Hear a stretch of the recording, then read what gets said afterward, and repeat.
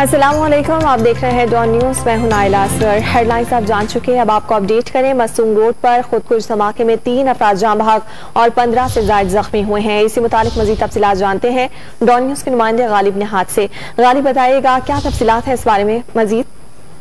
जी बिल्कुल, तर्जुमान सीटीडी के मुताबिक आज सुबह सिक्योरिटी फोर्सेस की गाड़ी के करीब मोटरसाइकिल पर सवार एक खुदकुश बमबार ने खुद को धमाका खेज मवाद से उड़ा लिया, जिसके नतीजे में तर्जुमान सीटीडी के मुताबिक 3 सिक्योरिटी एहलकार जाँ बहक जबकि 2 राहगीर समेत 18 सिक्योरिटी एहलकार जख्मी हुए हैं। तमाम जाँ बहक एहलकारों और जख्मियों को क्वेटा के CMH और FC हॉस्पिटल मुंतकिल किया गया है। इस वक्त की इत्तलात ये है कि भारी नफरी जाए वकुआ पे मौजूद है और शवाहिद इकट्ठे करने का सिलसिला जारी है, जबकि जो धमाका करने वाला खुदकुश बमबार था उसका सर भी मिल गया है और उसको भी तहवील में ले लिया गया है। बम डिस्पोजल स्क्वाड के मुताबिक 5 से 6 किलोग्राम बारूदी मवाद इस धमाके में इस्तेमाल किया गया है।